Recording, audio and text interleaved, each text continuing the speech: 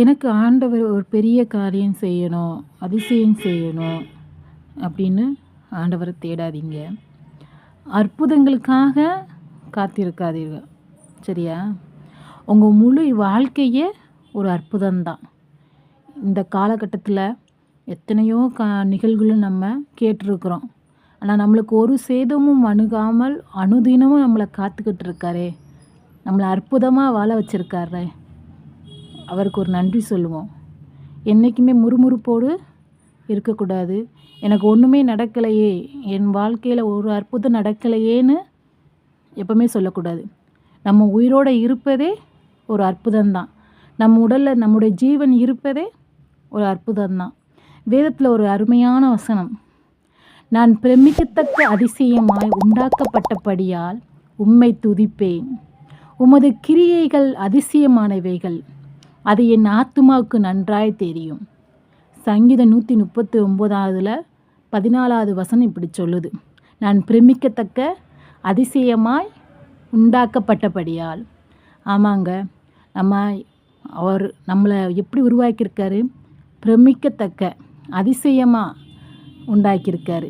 நல்ல கண், நல்ல காது, நல்ல மூக்கு, எல்லா அவயங்களையும் நேர்த்தியாய் கொடுத்துருக்காரு. அதனால் ஒன்றுக்கும் நீங்கள் கவலைப்படாதீங்க. எனக்கு ஒரு அற்புதம் நடக்கலைன்னு சொல்லாதீங்க. நீங்களே ஒரு அற்புதம்தான். உலகத்தின் மனிதர்களுடைய பார்வையில் நம்ம அற்பமாக எண்ணப்பட்டாலும் அவருடைய பார்வையில் நம்ம எப்படிப்பட்டவர்களாக இருக்கிறோம்? அழகானவர்களாக இருக்கிறோம். பிரியமானவர்களே, நம்ம அதிசயமாக உண்டாக்கப்பட்டிருக்கிறோம். அவரை துதிக்கிறதுக்காக உண்டாக்கப்பட்டிருக்கிறோம். அது நம்முடைய ஆத்துமாவுக்கு தெரியும். அதனால் அவருக்கு ஒவ்வொரு நாளும் காலையிலே என்ன சொல்லணும்? நன்றி சொல்லுவோம். ஒவ்வொரு நாளும் நான் பிரமிக்கத்தக்க அதிசயமாக உண்டாக்கப்பட்டபடியால் உம்மை துதிக்கிறேன் ஆண்டவரே அப்படின்னு சொல்லி ஒவ்வொரு நாளும் ஆண்டவருக்கு நன்றி சொல்லுவோம். நம்ம நன்றி சொல்ல கடமைப்பட்டிருக்கிறோம். அவர் நம்மளை அதற்காக தான் உண்டாக்கிறார். அவரை துதிக்கிறதுக்காக தான் நம்மளை தெரிந்தெடுத்திருக்கிறாரு. அற்புதங்களுக்காக தேடக்கூடாது. எனக்கு ஒரு நன்மை வேணும்னு அவர் தேடக்கூடாது. எப்பவுமே முழு இருதயத்தோடும் அவரை தேடணும்.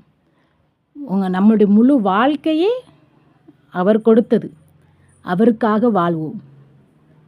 சரியா? ஓகேவா?